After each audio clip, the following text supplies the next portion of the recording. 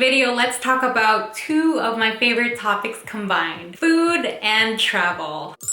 I'm gonna share with you guys some of the places that my family and I ate at during our vacation to Tokyo. We traveled as a family of 3 adults and 2 little kids. So some of the places you'll see here, they're not necessarily the most popular or the must-try restaurants in Tokyo, but we specifically chose them mainly because of space. A lot of the really good eateries in Japan are really tiny, as you'll see in some of the upcoming clips that I'm gonna share. For those of you who are traveling to Japan for the first time, you'll want to note that a lot of restaurants only take cash and a lot of restaurants don't offer takeout. We learned this the hard way because we ordered too much. Let's get started.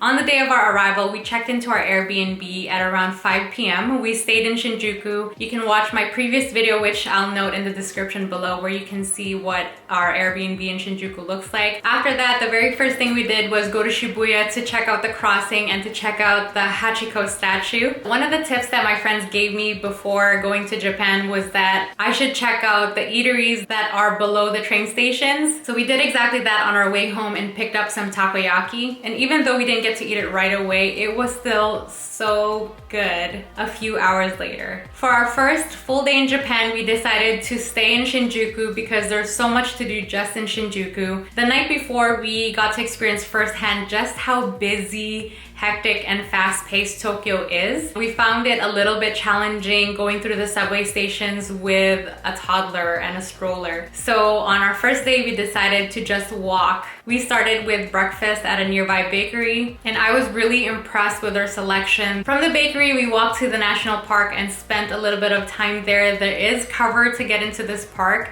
and you're probably gonna wanna check this out because it's one of the must-see places in Tokyo. After all that walking, we were starving. We were actually trying to check out a katsu place that my friend recommended, but the place was closed. So we were just aimlessly walking around downtown Shinjuku looking for a place to eat at. We came across this spot. Honestly, the main reason why we chose it is because it looked really spacious inside. I had a fried chicken rice bowl. Even though this was a little bit on the pricey side, it actually came with a drink bar. So if you ordered a meal, you could have unlimited drinks at their drink bar, which was self-serve. It was really cool because we actually discovered that this place was under a bridge. There was no roof. The bridge was our roof. So that was kind of a cool experience. For dinner, I wanted to check something off my bucket list. So we took the kids back home because this is a really not kid-friendly place. And we went to Golden Gai. Golden Gai is this block that's just filled with alley after alley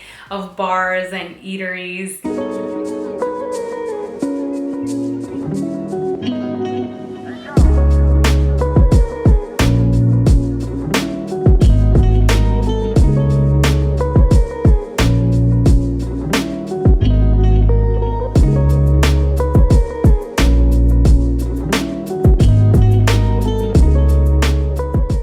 What you'll find is that a lot of them charge cover, or if they don't charge cover, they'll actually make it mandatory for you to order a drink. Now, I actually got this place confused with where I really wanted to go, which was Yakitori Alley or Piss Alley. As the name implies, this alley specializes in all things grilled. You can smell it from miles away.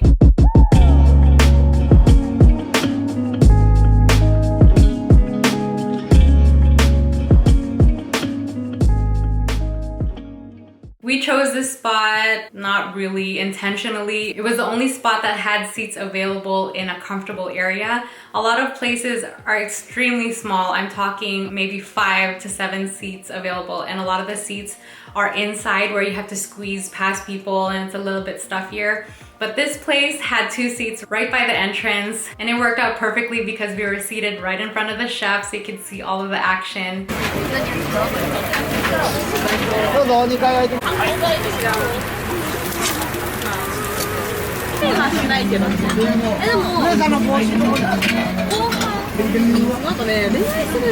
This was another one of those places where you're required to order a drink instead of paying a cover, but it was so worth it. And being seated right by the entrance was cool because not only do you get to experience watching the chef and watching him on the grill, but you also get to experience all the action that's going on in this really, really tight alley. For day 2, we actually spent our day at Tokyo Disney Sea.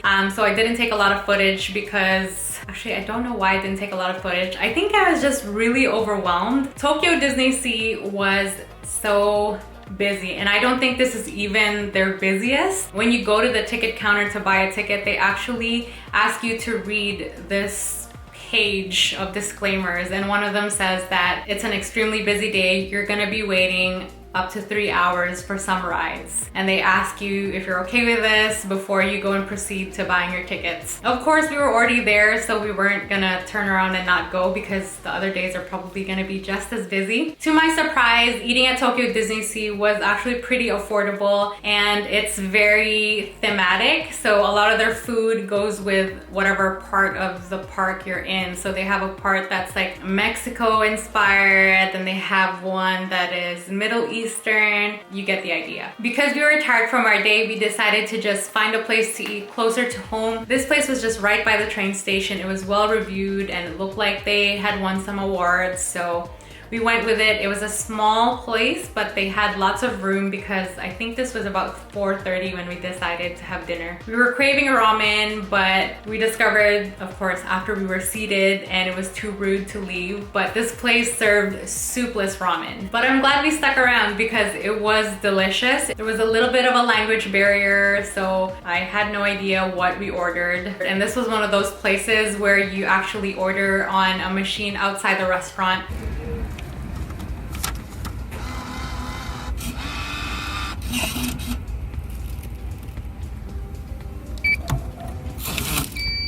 No English on the machine, so I literally was just like, sure, pressing and hoping. I think that's the beauty and the fun of traveling, is discovering unique places, sometimes being unsure about what you're ordering and being pleasantly surprised. For the 3rd day, we decided to go to Asakusa and spend the day there. This is a place where they've maintained a lot of that old Tokyo feel. So of course, on our list here was to go to the Sensō-ji shrine, but also on our list for Asakusa was to check out this place that is on the Michelin guide. It's this little place that specializes in onigiri. I read online that they open at 11:30, and knowing that this place was on the Michelin guide, I figured that there's probably gonna be lineups. So we decided to go for an early lunch, and we actually lined up starting at around 10:45 a.m. When we got there, there was already one person in line soon after the lineup started forming behind us. So I'm really glad that we came early. Pro tip for you, for those of you who are planning to check this place out as well. The place only had about 12 seats, and I was pleasantly surprised at the pricing because for a Michelin star restaurant, I was expecting it to be a little bit more expensive, but they offered sets where you could pick either 2 or 3 onigiri, comes with miso soup as well. And you guys, I mean, onigiri is such a simple dish. It's just rice with something inside it and seaweed, but the rice tasted cloudy and fluffy and perfect. Perfect temperature, perfect saltiness.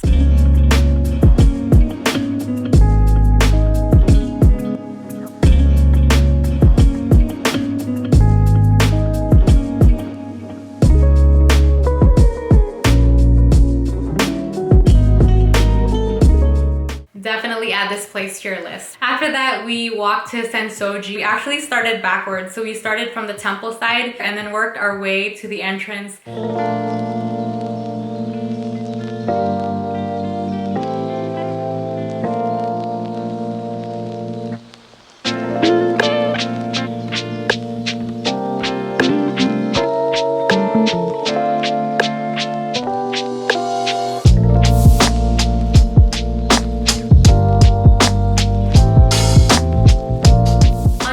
We decided to go somewhere a little less touristy.